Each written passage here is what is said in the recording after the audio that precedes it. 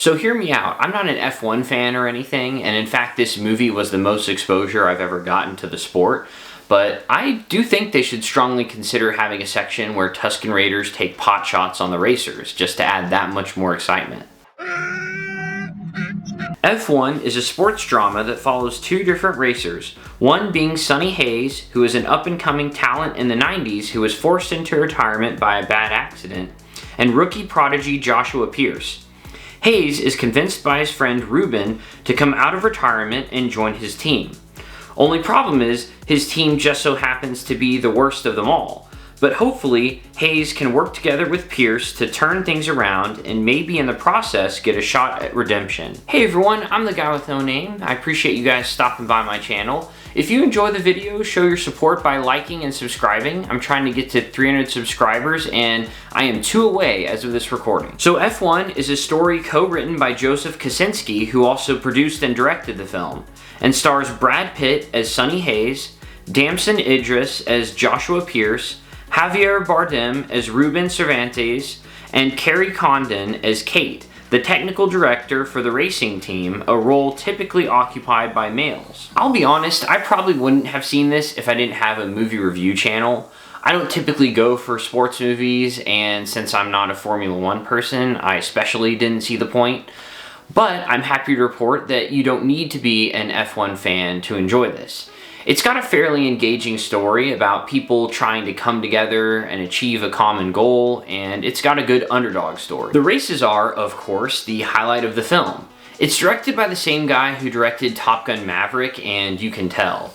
The racing is very intense and dynamic, and it's shot in a super impressive way too. Hans Zimmer's score also adds another layer of intensity to those scenes, and they also know when to utilize silence to their advantage. There are some times where things are getting so tense and it was silent and you could just hear the entire crowd holding their breath. I thought all the actors did well, especially Brad Pitt.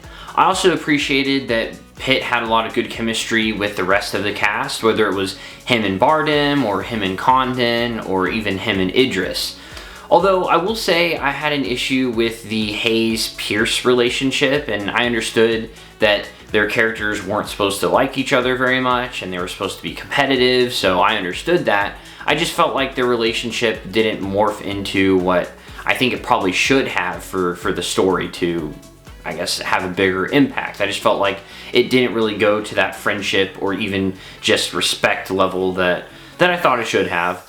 Like I said, I did connect with the story on a human level, though I feel like some of the subplots kind of had worked for me in varying degrees, let's just say.